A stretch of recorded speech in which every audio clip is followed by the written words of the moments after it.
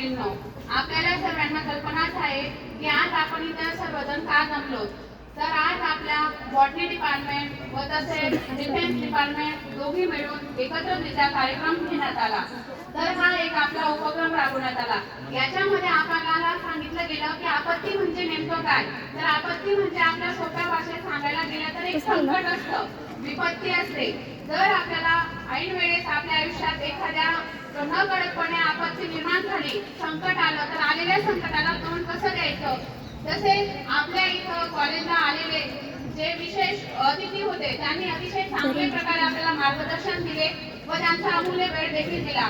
तसंच आपल्या दैनंदिन जीवनात वावरत असताना आपण लक्षात घेतले पाहिजे की आपल्या बेसिक काही गोष्टी असतात त्या आपल्याला त्या सरांनी अतिशय चांगल्या पद्धतीने समजून सांगितल्या व नुसतं थिअरॉटिकल नॉलेज घेऊन काही उपयोग नसतो. तर ते आपल्या दैनंदिन जीवनात आपण त्याचं ऍप्लिकेशन कशा पद्धतीने करू शकतो, म्हणजे उपाययोजन कसं करावं, कोणती दुर्घटना घडली तर आपण अप टू डेट कसं राहायला पाहिजे, हे सरांनी अतिशय आपल्याला चांगल्या प्रकारे मार्गदर्शन केले. तसंच सांगायचं झालं तर आपत्ती ही मानवनिर्मित व नैसर्गिक दोन प्रकारची आपल्याला आढळून येते.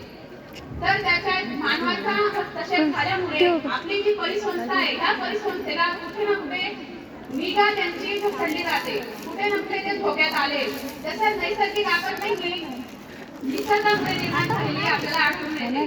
तर निसर्गात जसं उदाहरणार्थ आपल्याला सकाळी सगळ्यांनी सांगितलं, आपण व्याख्या त्यांच्या तोंडून ऐकले की भूकंप असेल, ज्वालामुखी असेल, वन्य अशा विविध प्रकारे नैसर्गिक आपत्ती ही निर्माण होताना दिसते.